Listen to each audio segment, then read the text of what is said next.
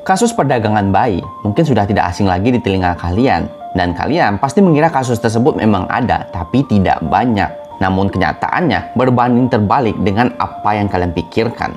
Karena kasus perdagangan anak atau perdagangan bayi adalah hal yang lumrah dan sering terjadi di antara kalangan orang-orang miskin di perkotaan. Mohon maaf walau terdengar kasar, namun begitulah kenyataannya. Bahkan sepanjang tahun 2025, tidak hanya 1 atau 2 kasus perdagangan bayi atau perdagangan anak yang berhasil ditangkap oleh pihak kepolisian. Dan kasus tersebut tidak hanya dilakukan oleh ayah atau ibu dari sang anak, melainkan sebagian dari kasus tersebut dilakukan secara berkelompok dengan berbagai motif, seperti pengadopsian yang dilakukan secara ilegal, ataupun motif perdagangan anak dengan berkedok yayasan. Yang lebih mencengangkan lagi, anak-anak ini dijual dengan harga yang cukup mahal. Bahkan satu anak bisa dihargai 15 hingga 30 juta. Dan kita tidak tahu apa yang terjadi selanjutnya kepada anak-anak tersebut.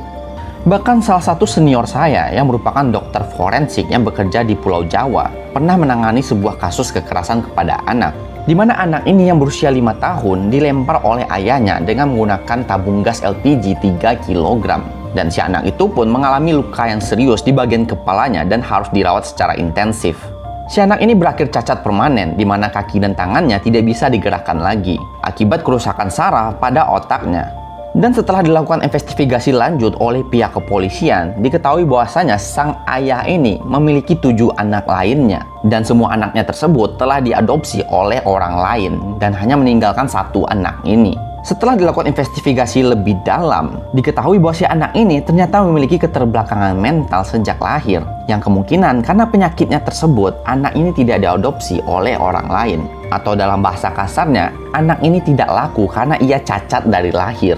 Dan baru-baru ini ada seorang ayah yang perilakunya bahkan melebihi iblis, di mana ayah ini menjual anaknya demi bermain judi online. Dan menurut kalian, kira-kira apa yang salah dari negara kita ini? #Indonesia Gelap.